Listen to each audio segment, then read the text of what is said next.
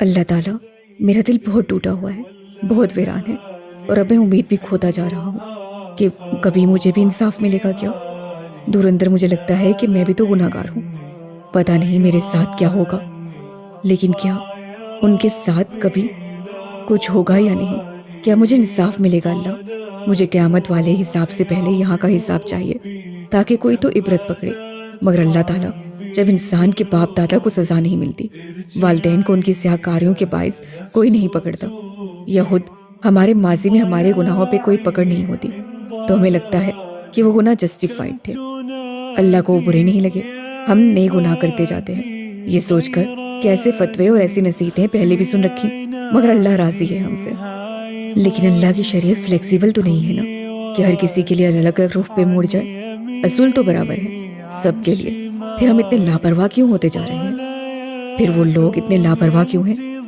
لیکن اگر میں یہ سمجھوں کہ ان کو سزا نہیں ملے گی ان کے باپ دادا کی طرح، تو یہ کفر ہے، امید چھوڑنا کفر ہے۔ تو پھر کیا میں امید رکھوں؟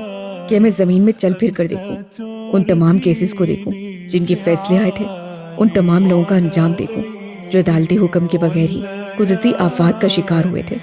تو کیا ہمیں کبھی امید نہیں چھوڑنی چاہیے؟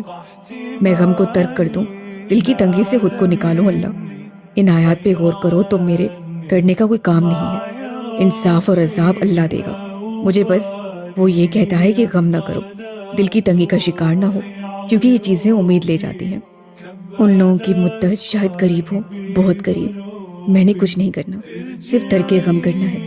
یہ وسائل، پیسہ، تعلقات، عدالتی کارروائی کی جنگ نہیں ہے، یہ اعصاب کی جنگ ہے، اور غم مجھے کھول دے گا۔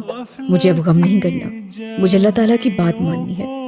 اللہ تعالیٰ چاہتا ہے کہ ہم اپنی اپنی کشادگی کا انتظار کرتے، ہم لوگ اپنے آپ کو غموں اور ڈپریشن سے نکالیں۔ مجھے اب غم نہیں کرنا، تبھی خل نظر آئے گا۔